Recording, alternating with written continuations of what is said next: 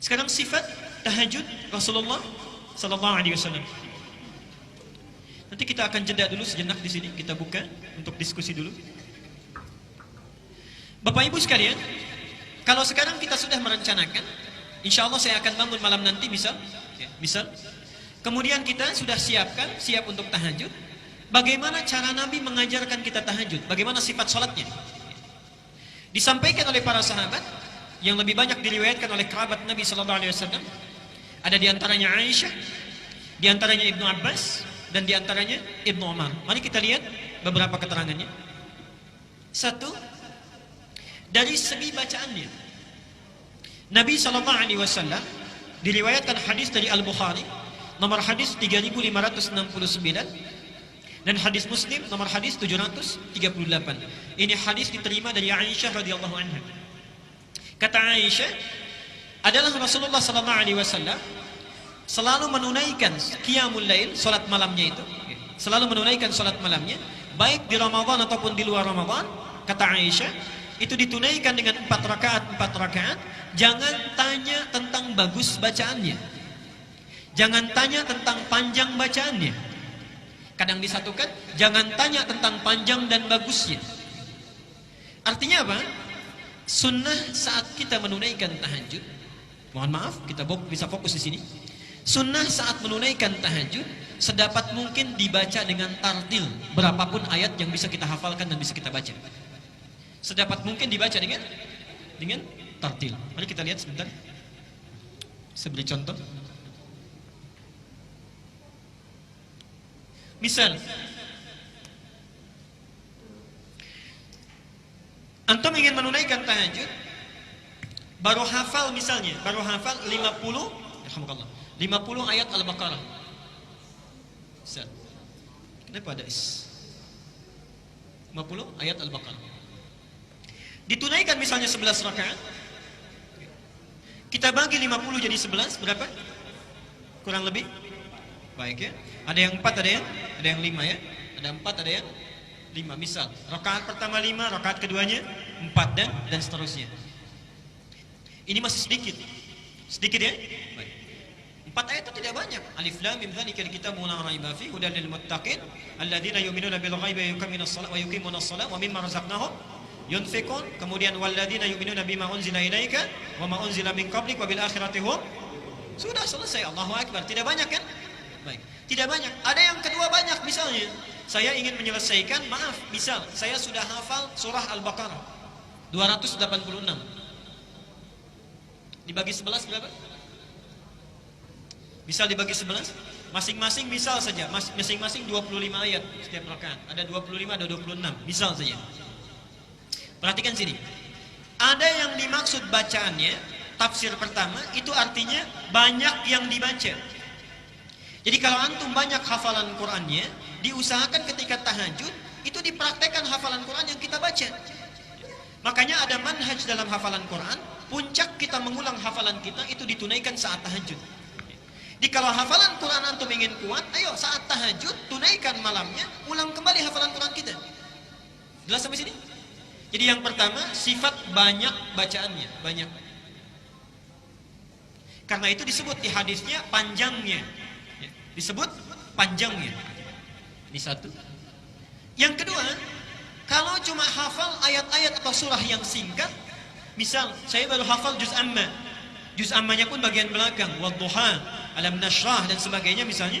Nah, maka berlaku ketentuan yang kedua, bagusnya dibaca dengan tartil sesuai dengan hukum tajwidnya. Jelas sampai sini?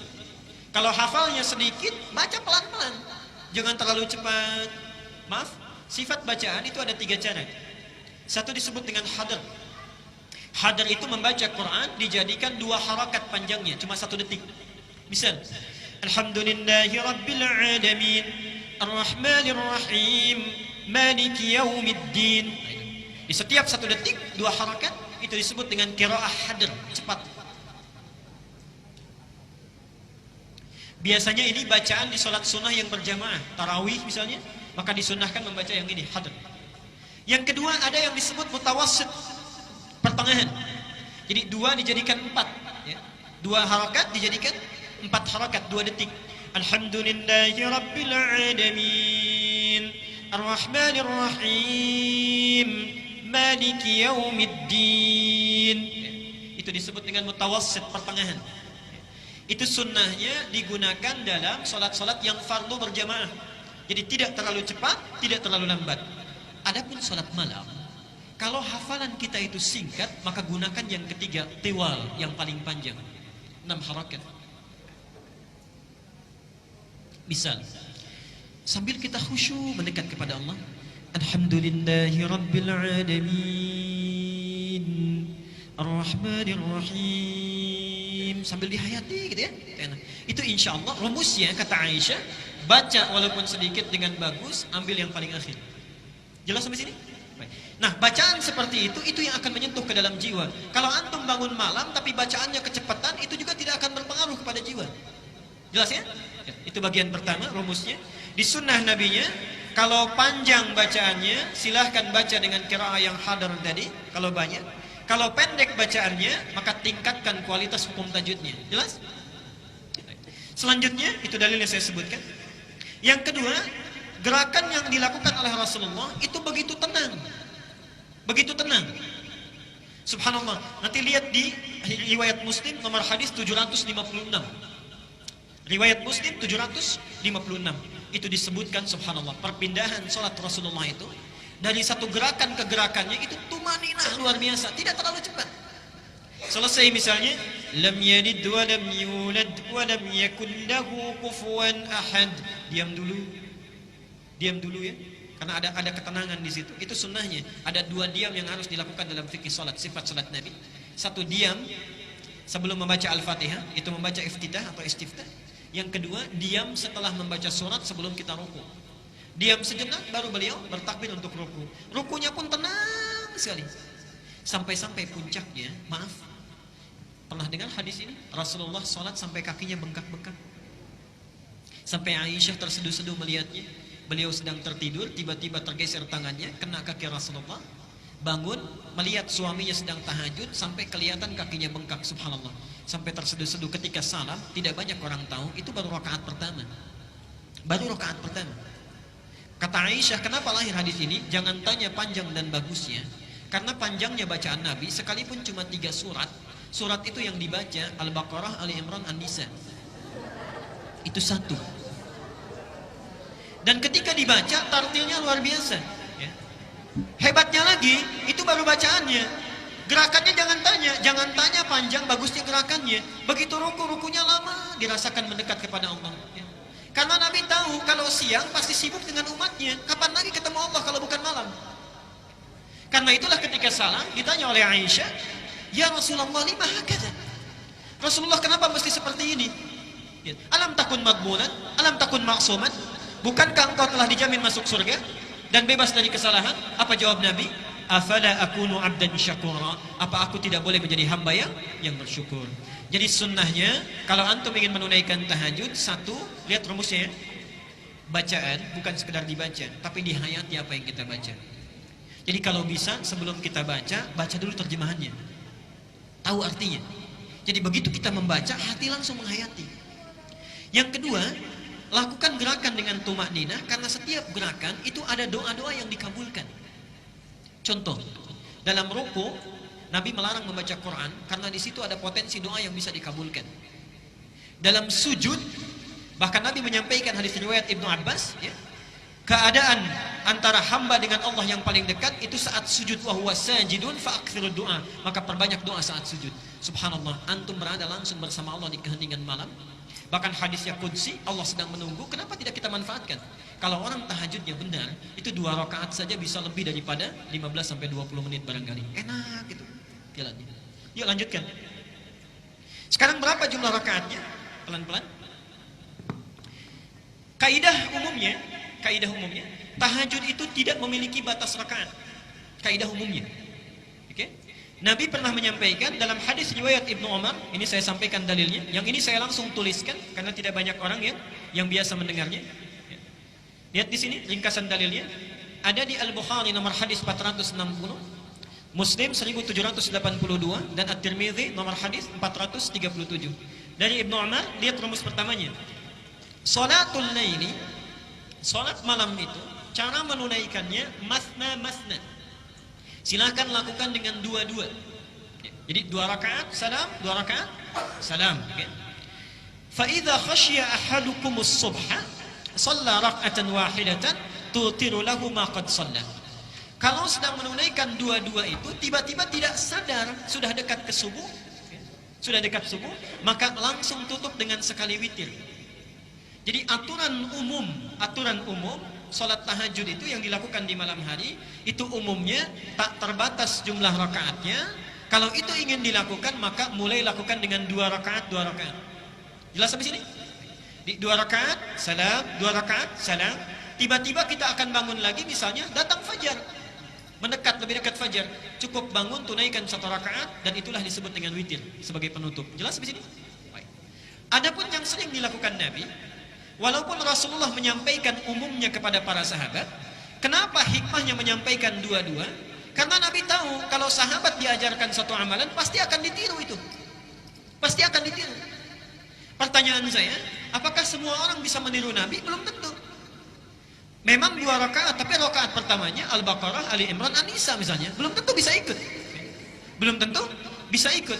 Karena itu diberikan kemudahan oleh Rasulullah yang biasa dilakukan Nabi. Lihat sini. 1, Nabi kadang sholat dengan 13 rakaat. Ini yang biasa dilakukan oleh Rasulullah.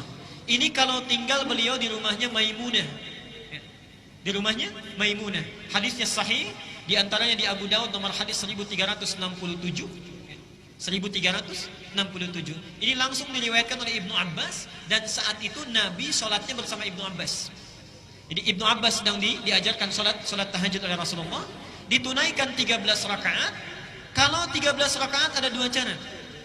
1, tunaikan dulu sholat yang ringan 2 rakaat, disebut dengan khafifatin. Dia tidak perlu pakai surah. Kita sholat misalnya takbir saja, Allahu Akbar, kemudian langsung kita baca Al-Fatihah, iftitahnya sedikit saja, langsung Al-Fatihah gitu ya, sampai dengan waladhdallin, amin, kemudian rukuk. Jadi tidak membaca surah. Itu 2 rakaat pembuka, disebut khafifatin, 2 rakaat yang ringan. Selanjutnya tunaikan 2, yang terakhir ditutup witirnya 1. Jadi kalau antum ingin menunaikan sholat yang 13 rakaat, maka rumusannya formula 1, 2 rakaat ringan. Kemudian selanjutnya masuk tahajud, 2 rakaat sampai dengan ke-10-nya ya. Kemudian setelah itu tutup dengan 1 witir. Yang kedua, kalau beliau menginap di rumah Aisyah,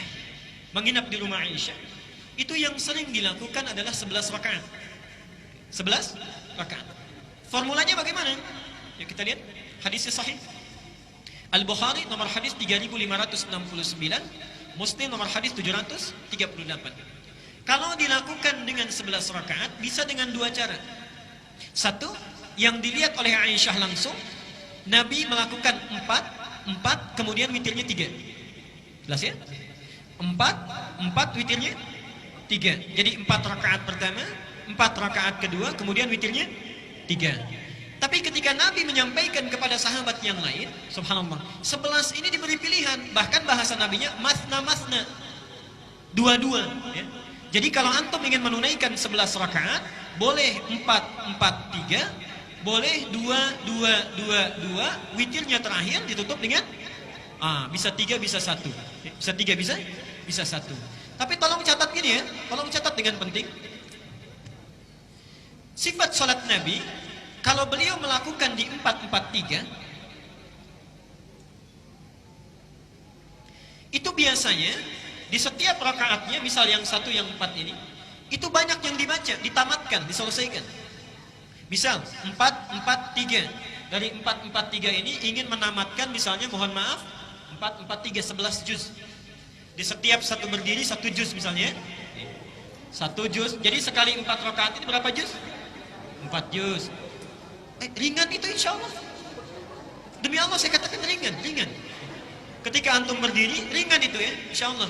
Yang berat berdirinya. Lihat sini, sebentar. Perhatikan sini ya.